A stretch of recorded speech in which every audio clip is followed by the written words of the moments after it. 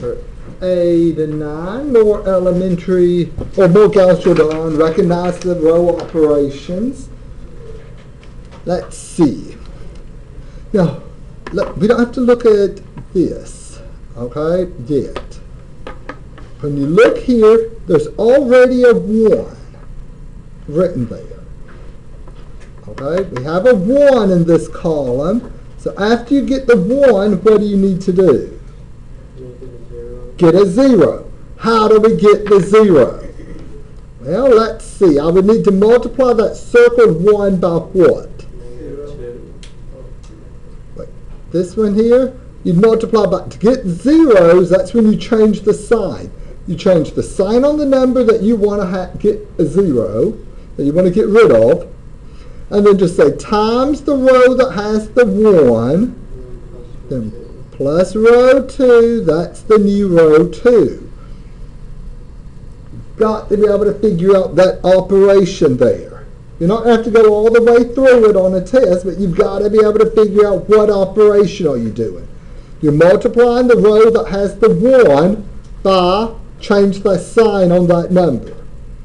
The number that you want to have is 0, change its sign, multiply the row that has the 1, and then say plus row 2 equals row 2.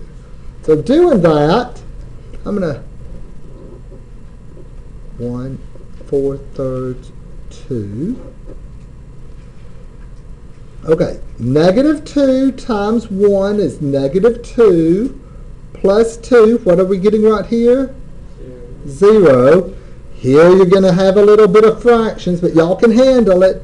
Negative 2 times 4/3 plus 2. That's what I'm doing right there. I'm doing the operation, the calculation. Negative 2 times 4/3 plus 2. You might want to just use a calculator, or else, let's see, that would be a negative 8/3 plus 2. And so thinking of that plus 2, would that be 6/3? What are we getting right here? A negative 2/3? That's the thing that goes right here. Okay? And then they're telling me, okay, right here should be a negative 5. Let's see, is it negative 2 times 2 is negative 4 plus a negative 1? Is that giving me negative 5? I'm thinking it is, isn't it? So the answer that goes here, negative 2/3. Y'all see how I'm getting that? It's like what we were doing going through this long example, except here it was sort of rigged where there were no fractions.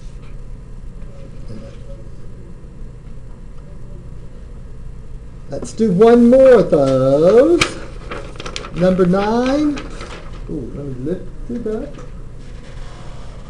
See, you don't, I guess if you want to look at this, it's giving you some hints, but sometimes students want to figure out what number goes here without actually writing out that operation. You've got to know that operation. You've got the 1, so it looks like what they're doing is getting a, no, this isn't the same problem. No, okay. The way the regenerative nature of my math lab, I guess it's theoretically possible you might wind up with the same problem, but hopefully not. You need a 0 here. So what am I going to have to multiply row 1 by to get a 0 right there? It's another negative 2.